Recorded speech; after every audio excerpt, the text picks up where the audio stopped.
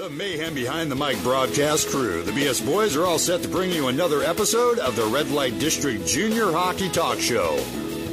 Welcome to Felony Flats, where ducking is a way of life. Fine dining is a tin tray and paper cups. Knocking on the door consists of a battering ram, and the sound of police sirens permeates the air. Yep, it's that time. Here they are, the BS Boys. And this reporter thinks it's about f***ing time.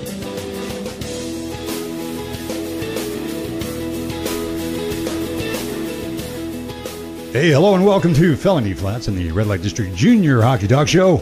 During the day, no less. That's kind of odd. We are the BS Boys, your Mayhem Behind the Mic broadcast crew.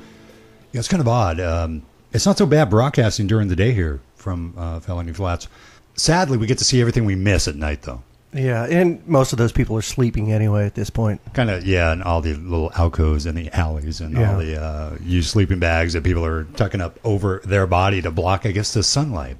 Vampires, possibly. Zombies, vampires, whatever you want to call them. Kind of bizarre, but here we are on Sunday. Hope everyone's having a good day. On today's show, we have Brent Moranto, Communications Director of the Western States Hockey League. We'll be getting Brent on the phone here momentarily. A couple of things we want to go over first real quick. For those of you following the NHL draft, Colorado seems to be having a change of heart with Seth Jones. Is it really a change of heart? Did they ever announce that they were interested? I thought that might just be the media saying that he's going to go first. I think a lot of people were actually assuming that because they desperately need help on the blue. I mean, they desperately need help in the back end. And Seth Jones could be the answer to their prayers. And they have Patrick Waugh announced as the new coach. Joe Sakic possibly not making the best decision as far as Av fans are concerned. I don't know. It's kind of odd. I don't know. Well, I mean, he's probably looking at Nathan McKinnon, Drouin also, both from Halifax, right? They're very good offensive players. We had a chance to watch them in the CHL finals. And I'm sure Patrick Waugh knows something about those boys, he also does. Being from Quebec area, and Halifax being over in Nova Scotia, just kind of a stone's throw off the mainland. Gorgeous area of the country, though. That's a great place. Nova Scotia, New Scotland is what it means. Too cold for me, Steve. Really? Oh yeah. Really? I don't know. I kind of like the chilly weather. So yeah, I don't know. Seth Jones, June 30th, we'll find out as the NHL draft takes place in Newark, New Jersey. And I don't know if Colorado didn't take him. I don't know really who's looking for a D-man. You got Florida second, Tampa Bay third, Nashville fourth, Carolina fifth. So depending on what the team needs. He won't last long, though. If Colorado does not pick him, he will be gone very quickly. Then he's got one more year of eligibility to play in the WHL as well. Yeah, so he obviously can always come back, but he will not. He won't last long. He will be drafted within the first 2 or 3 picks, I'm sure. And I personally think Colorado would make a big mistake if they don't take the kid. He's from Denver. Yeah. He's a local product. That's where he started playing. Yeah. His father, a former NBA player, Popeye Jones.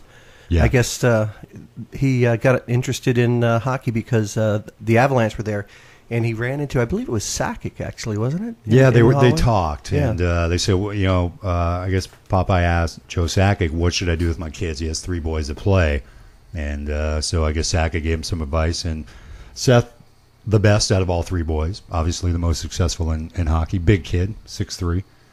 Have to find out. Whole different ball game though in the NHL though. Oh yeah, we'll find out soon. I'll be honest. He was okay in the Memorial Cup. He wasn't great. I definitely think McKinnon stole the show. I really do. Well, McKinnon and Drouin, right? Yeah, unreal players. Absolutely. Not that Seth Jones didn't do well, but I definitely that. He needs, a lot more help, and I think he needs to grow and to deal with the speed of the NHL. But it's going to be very interesting to see what happens as the NHL draft rolls around June 30th.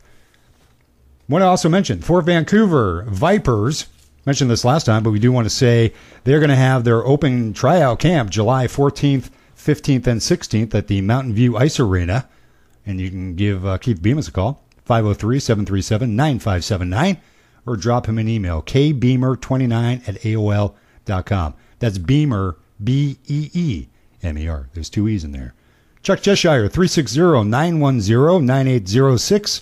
give him a call as well if you're interested in trying out for the Fort Vancouver Vipers this July. Yeah, either one of those guys be happy to talk to you. And tryout camps Sunday, Monday, and Tuesday this year. Yeah, so they're looking for all kinds of players. So July 14, 15, 16, hop on up there to the Fort Vancouver Vipers Open Tryout Camp, or you can go online and check it out at their webpage.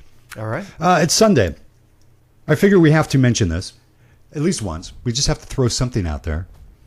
There is a certain amount of people that actually believe that God rewards athletes who have faith with good health and success. Now, I don't know how many people were actually polled. That's a different issue, but this is just what it says. 53% of all Americans believe that God rewards athletes who have faith and good health with success. Okay. I don't know. I just find that really hard to believe that 53% of all Americans believe that God rewards athletes who have faith. So if you have no faith, you're going to suck. You're going to not get rewarded. You will not get good health and success. So I guess most athletes go find God quickly. I find that kind of bizarre. It kind of breaks down like this: 61% in the South believe God rewards athletes, 52% in the Midwest, 48% in the West Coast, 44% in the Northeast, 44% in the Northeast. So I guess the further west you go, kind of the less religious you are. Oh, well, as far as believing that God rewards athletes who have faith, that's the key. Who have faith. Well, I just want to thank God that we were able to get everything set up in time today. Yeah, so we're gonna have good health and success apparently. Yeah, God plays a role in determining which team wins a sporting event. 27% of Americans believe that God has something to do with the outcome. Why wouldn't you go to Vegas? I think Vegas has more influence than that. Put your money where your mouth is if you believe that, right? I like to see God place a bet. Yeah. Let's see what happens then. Well, if he wins, let's see him collect. 15% of the people on the West Coast, that's all, 15% believe God plays a role in determining which team wins a sporting event. Just absolutely bizarre that people will they'll do a poll on anything. Yeah. Well, somebody's got to get paid. They'll get paid. Yeah. God gets paid? You think? Well, God he probably. Well, you know what? He does. Yeah.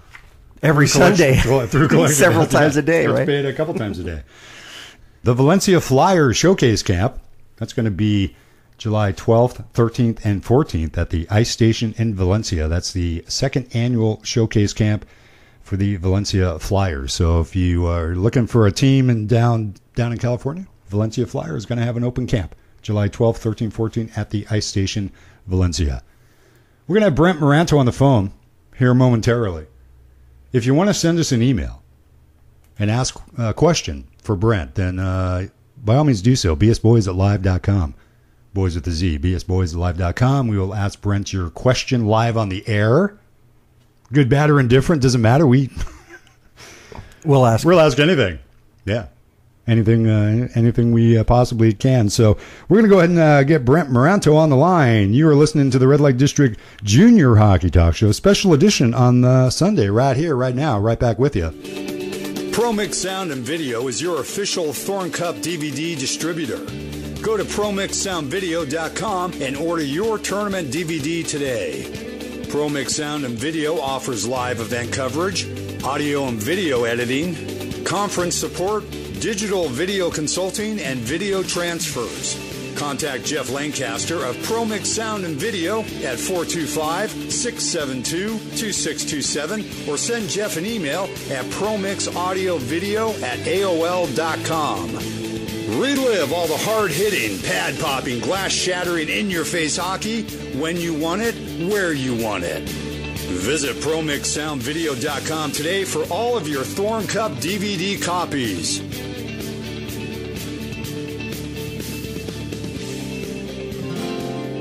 Artificially flavored with imitation talent, here they are once again, the BS Boys.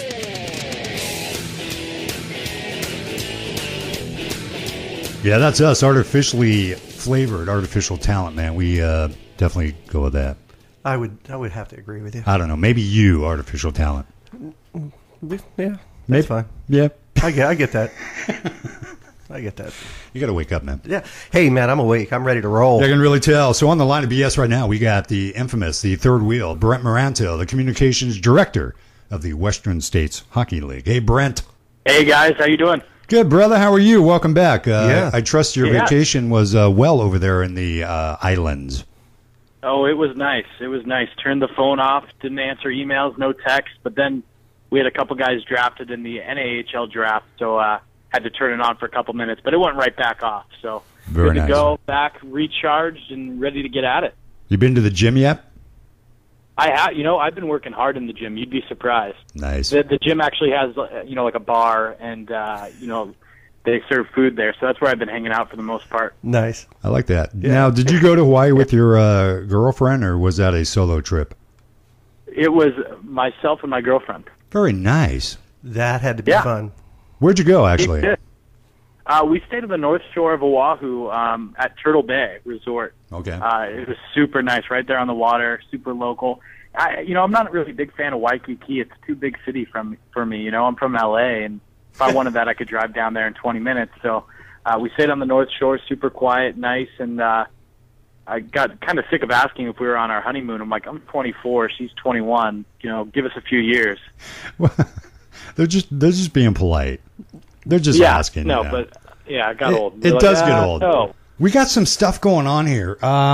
We got some expansion of the NA3HL, kind of dipping into the old Western States Hockey League. What's going on with that? I don't know too much about it. I spoke with Ron White, our commissioner, a little bit in regards to it. And, we're all for competition, and, they fall under the umbrella of USA Hockey, and for the last few seasons here, we've been under AAU. But, over the last few years, and that league, the NA3 used to be the Central States League, so it's been around a long time, just like us. And, it's always been kind of a gentleman's agreement, if you will. You don't kind of go into each other's territory. They got the Central, we got the West locked down. But, we've been expanding a lot, so I guess they felt the need to come into a few of our markets, or at least say that they're going to do it. We haven't seen anything yet. As far as putting a couple teams in Dallas and putting teams in Southern California. And I don't know if you got the chance to read the press release, but it was very glib. There wasn't a lot of detail as to who or where or what. So, we'll believe it when we see it, and, we'll address it then. And again, like we said, we're all for a competition, but, the talent can only go so far. So it'll be interesting to see how that plays out, because we've never really stepped into any of their markets. We talked a little bit about that. We did read, the press release, and the dollar can only go so far. The New South division of the NA3, they're planning on putting two teams in the Dallas-Fort Worth area, one in Houston and the other up in Topeka. You've already got a couple teams hanging out there in Dallas. You've got the Ice Jets, you've got the Snipers, And the Brahmas. And the Brahmas. I mean, how much room is there? I know Texas is big, and everything's bigger in Texas, but I don't think it's that big. I just don't know if that's a smart move. Yeah, and one of Stephen Heisler of JuniorHockey.com, who we know very well, and his job is to kind of predict and go off rumors, and he does a good job of that. And one of the things he was saying he could see happening, or heard it might be happening, is one of our WSHL teams moved to the NA3.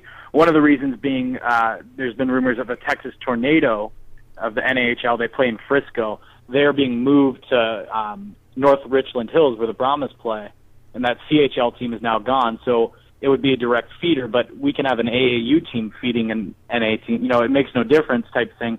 And one of the teams that got brought up was the Dallas Snipers, whose owner, Steve Beckton, is a good guy. And he sent an email out to all the GMs in the league saying, "Hey, I'm not moving. I don't know what they're talking about. I'm not switching up. We're 24 teams strong, and we're ready to go." And like I said, competition is great and everything like that. Kind of stepping on the toes there a little bit, but Ron's a fiery dude, and if you kind of step on his toes there, get on his bad side, it's not going to be a good thing. He's run this league well, for many years, and it will be interesting to see how it all plays out.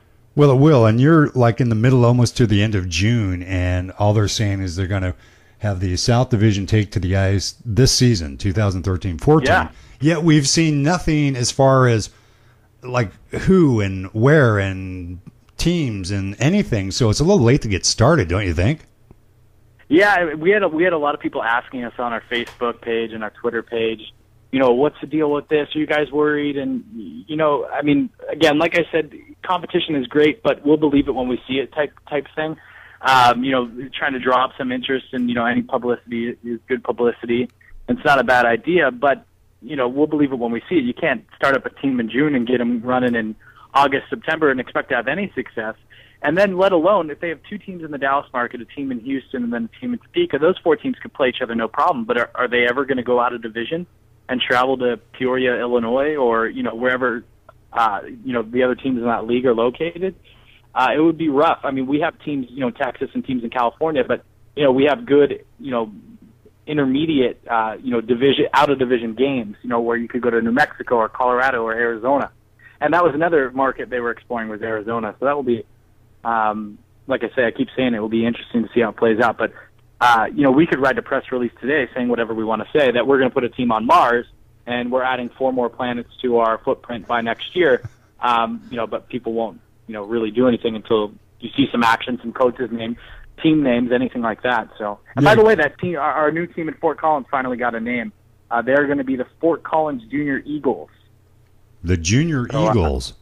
Yeah, like a partly affiliated with the Colorado Eagles of the Central Hockey League. Gotcha. Or maybe they're the ECHL now. I think they're the ECHL now. Okay.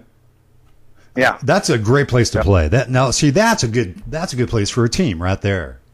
I don't know why anybody would really want to put more teams in a saturated market. And I'm sort of looking at the West Division of the NA3 type thing. They're talking about hitting the ice 2014 and 15. 2 more teams in Southern California, 1 in San Jose, and another in Phoenix. Now, Western States already has a team in Phoenix. Phoenix ain't that big. How do you support 2, Junior A Tier 3 teams in Phoenix, Arizona? Phoenix is another one of those areas where, the talent is just booming right now. It's very similar to Texas and California. But we've had the Knights, who used to be the Polar Bears, who have been there forever, and then the Arizona Redhawks, who've been in the league, 4 seasons now. And they're in Peoria, and outside of that, I don't know where they would put it. Maybe in Gilbert, maybe in Glendale. I have no idea, and it would be very interesting. And the main thing is, they can play in division with the California teams, but that's a 6-hour bus ride. Working with Valencia with the Flyers, we make that trip once a year, but we also have Long Beach and everybody else to play. So I mean, it would be interesting to see how far they'd have to go. Spaced out so far, with the NA3HL. So.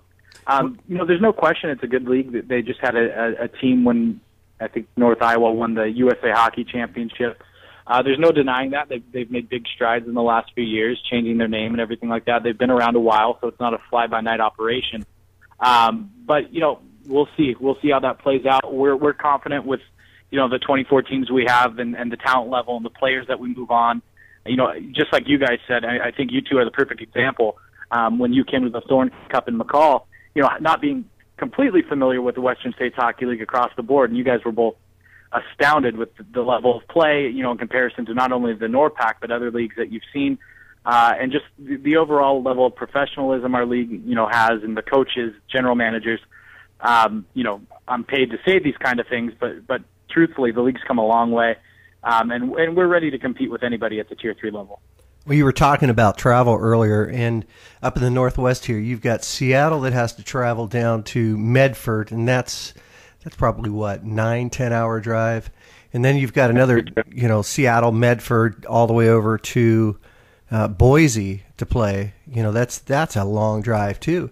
I mean, what are your thoughts about the Northwest? Are you guys looking at adding a team up here with the amount of travel that these guys have to go through? We have Missoula coming in. Missoula. Exactly. There's another 19-hour drive, right? Yeah, it's still a good trip. They do 3-game sets and stuff like that. The one thing is with those teams in the Northwest, they all have grade A travel accommodations, meaning Southern Oregon, Seattle, Missoula. They all have sweet decked out buses, to where it really doesn't even become a problem for the players. I know traveling with Valencia, because we don't travel as much, we have just a basic bus, not a sleeper bus. So when you make those 20-hour trips, it can be rough. But we're local so often, it's not a problem. Seattle is always making long trips, but they have a sweet bus. Have you seen El Paso's bus? They have TVs and everything like that. But yeah, the Northwest is something that's always being explored. There's teams at the league meetings that, want to move like Missoula did, to put in a bid. They wanted to switch over to our league from the America West, and they did that. And I'm sure next time around, next year, there'll be a couple more teams that might be interested, whether they're from the NORPAC or the America West League or wherever else. With our league, the way it's expanding, we're kind of one of the major three powers, I guess, at the Tier 3 level, along with the NA3, and then whoever's back east now at Tier 3. I don't even know what they're calling everybody out there, but it's a solid league. So I know the Northern States League is coming up, and so is the Midwest Junior Hockey League. The Minnesota League does a good job.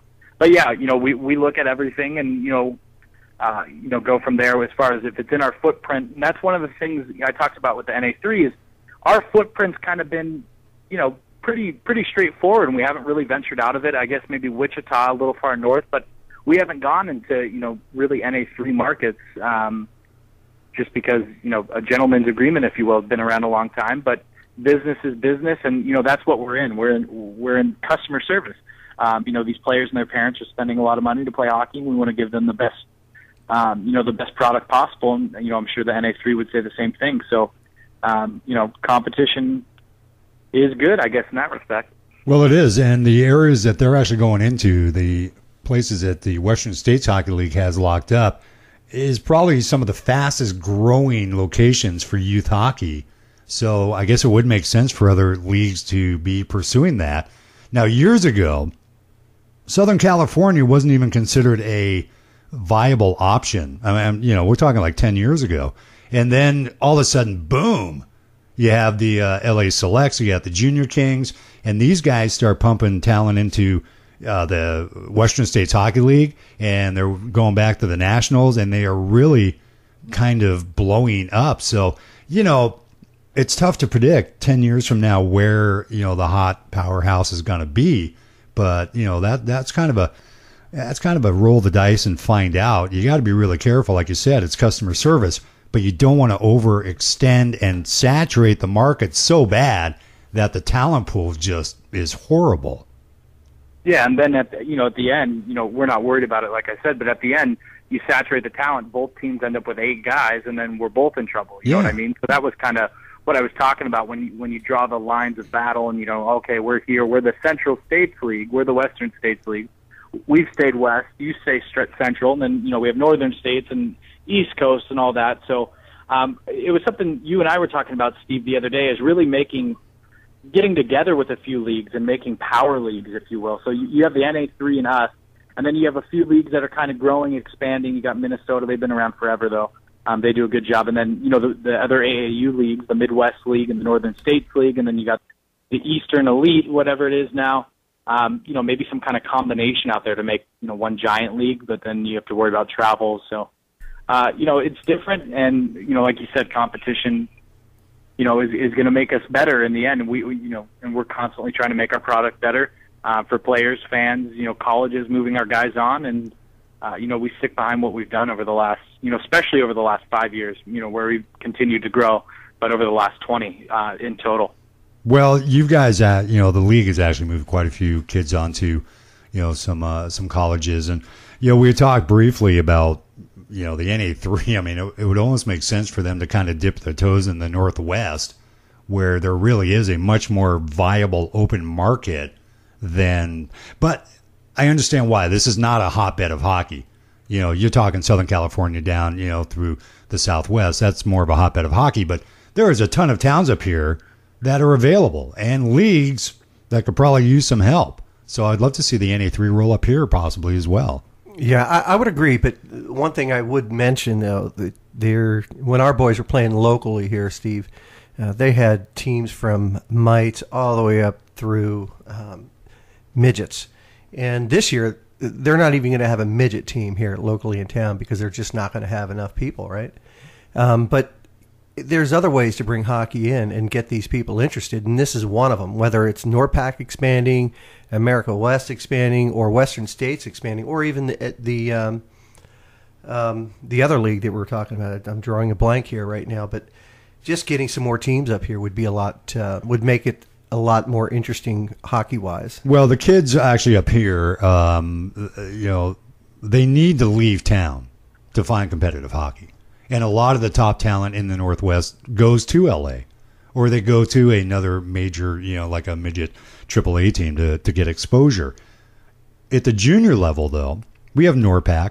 Well, then they kind of changed their name, but we're old. We still call them NORPAC. There's a lot of the Northern Pacific Hockey League. Yeah. So apparently we're not supposed to call them NORPAC anymore because Northern Pacific. Yeah, Northern Pacific Hockey League.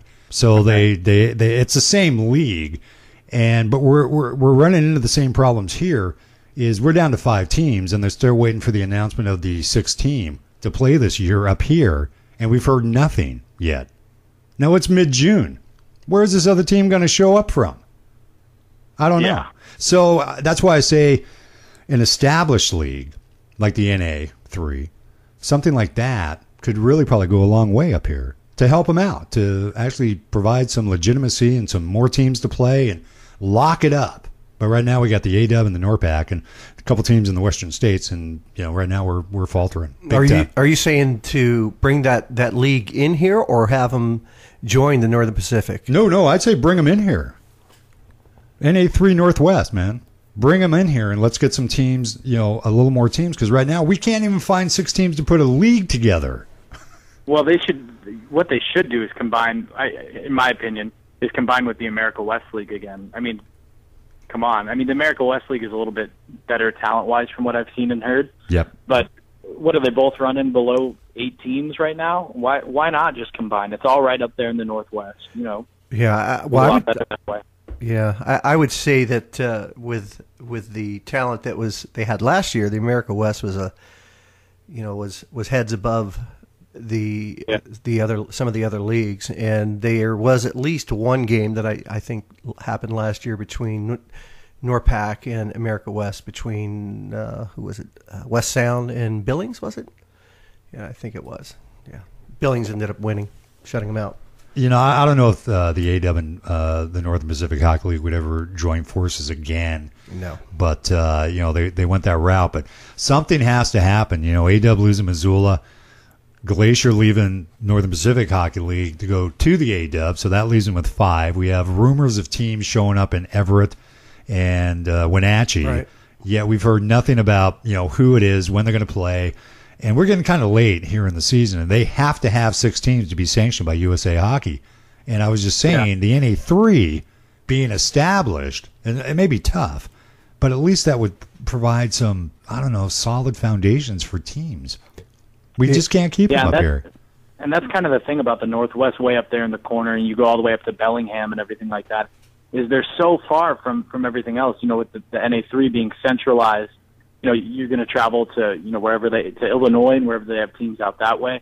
Or with us, Seattle, we have North and everything like that. But, is a team from Texas going to travel all the way to Bellingham? Probably not. No. Bellingham's just over the border there. Maybe they can hop on with one of those leagues up there. But, yeah, it will be interesting. And I think that's always been kind of an area where people are not afraid to dip their toes in, but just kind of leery of it because of, how long have certain teams been around? I think we made a big move a couple of years ago when we brought in Seattle and Southern Oregon, who've really been the class of that league for quite some time. Missoula has been doing well in the America West League.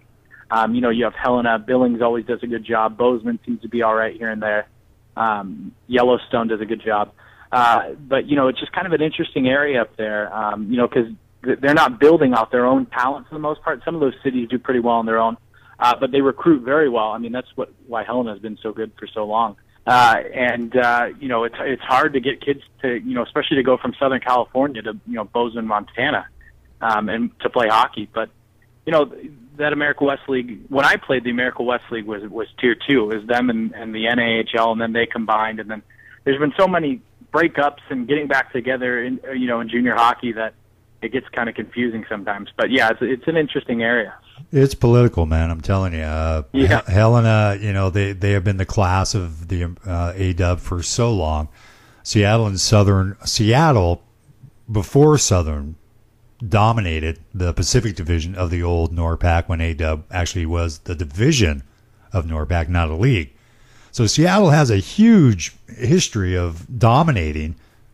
So this was kind of new for them to be sort of at the bottom of the barrel and trying to figure stuff out. I understand they had a fairly decent camp a couple weeks ago, so Murph is trying to rebuild. But I don't know, maybe some more teams up here-ish, if they could just get their act together, might be a good addition to the Western States Hockey League. I don't know.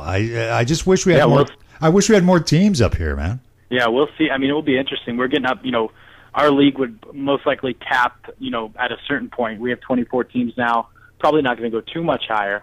And, if we made a move up, it would probably be to 28 teams to balance now that we finally have everything balanced, 4-16 divisions, which is perfect.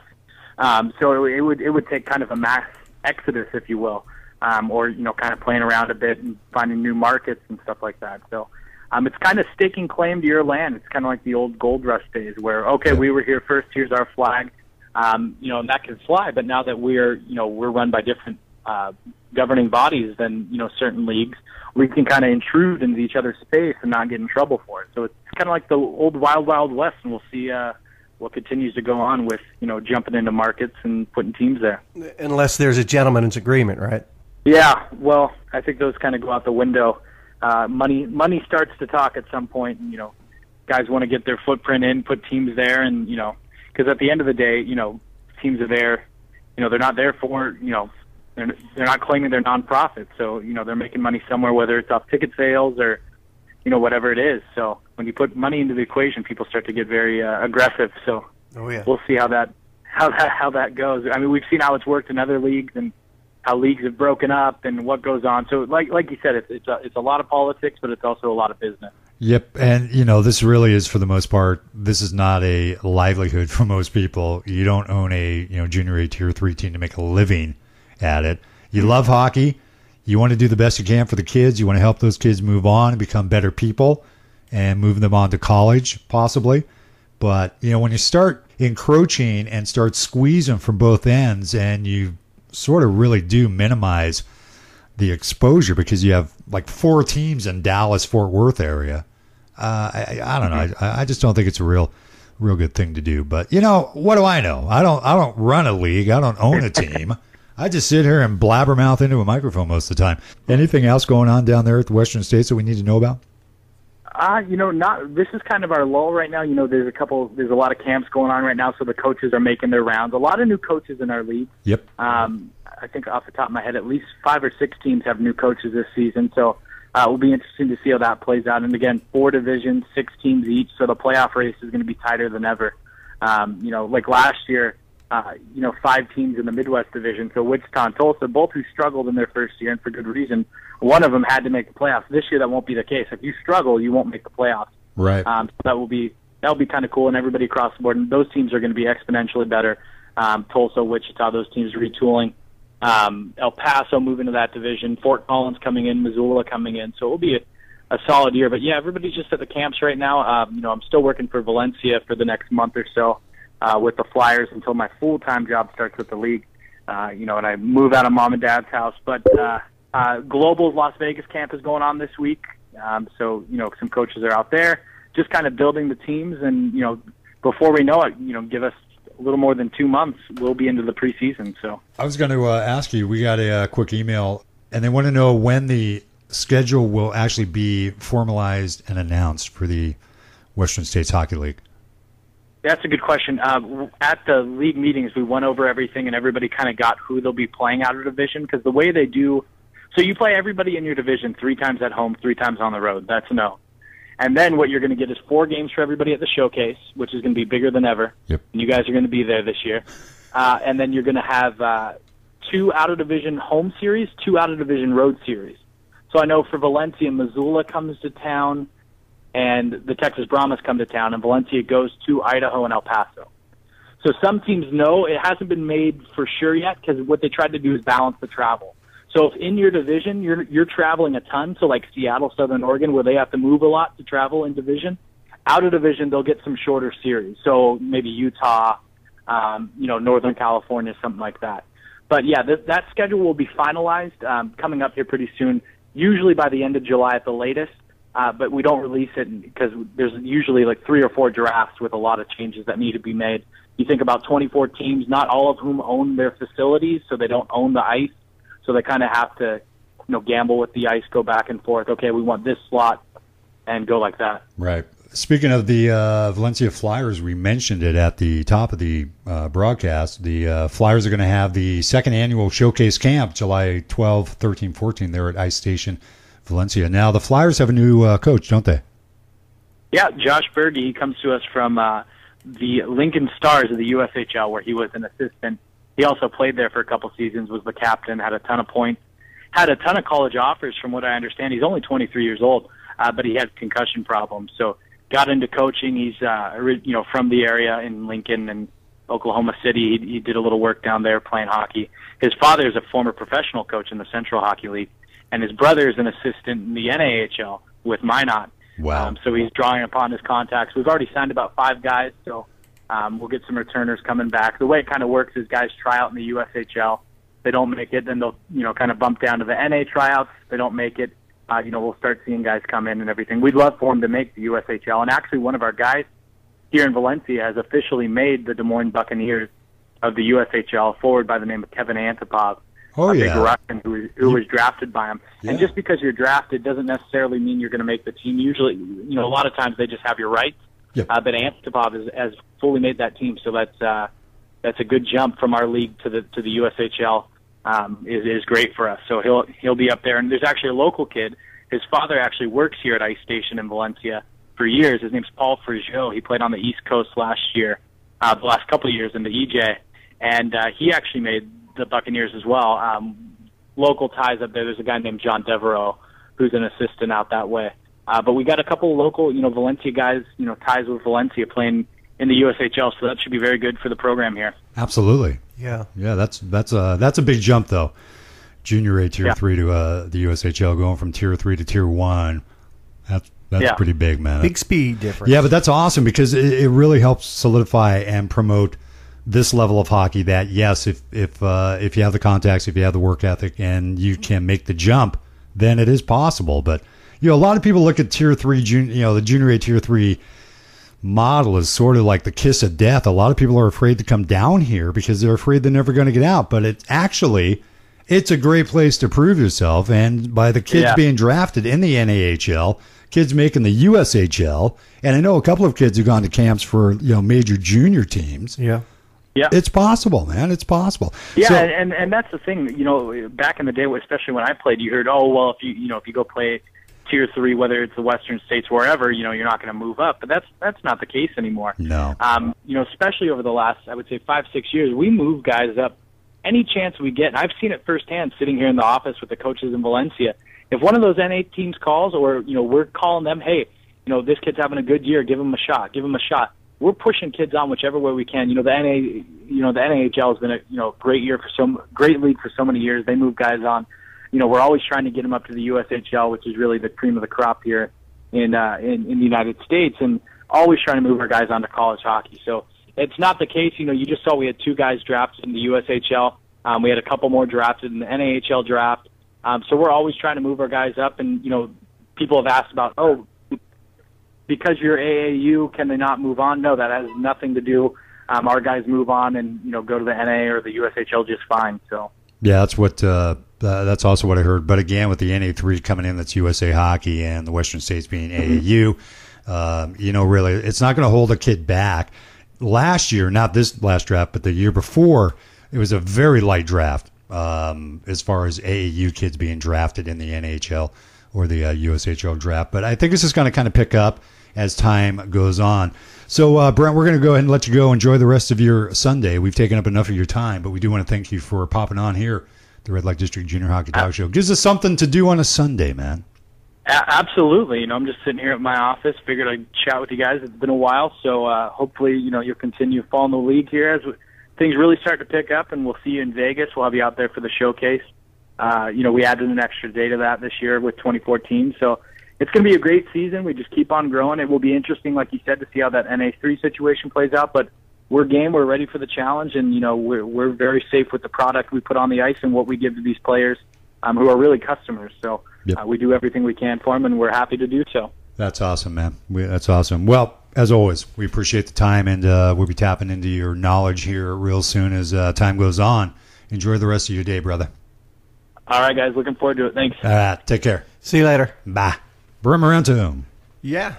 A lot of good information there. It was kind of rumored that the NA3 was kind of stomping into the Western States Hockey League's footprint. Will it happen? I don't know. Brent hit upon a good point. It's the end of June, and there's nothing been announced yet. So we'll see what happens. I mean, if it does, it does. If not, it doesn't. So well, look what happened to the Vipers last year. End of June, July timeframe is when the current owners, Chuck, Keith, and then Bob Cannaro from Mountain View Ice Arena got involved, and nothing got finalized till end of August, and they had a rough time recruiting because everybody's usually already signed on teams, right? Yeah, there's nothing there. So that's going to wrap it up. That's kind of a Sunday edition there. We do appreciate Brent Moranto of the Western States Hockey League popping by, filling us in on what's going on. You don't have to raise your hand. Yes, sir. I just want to try and get your attention. It's a birthday out there. Jenny from Seattle's birthday is today. Do we care to say how old? 29. You're such a liar. Okay, she's 30, from what I hear. I was going 22, but yeah, if you want to go 29, man, go 30. Good job, Steve. Yeah, that's right on. Happy birthday, Jenny. I'm sure you're really listening, and if not, then if I had known that, I would have brought a happy birthday clip for you. Yeah. The Pirate Treasure Chest. Can you sing it?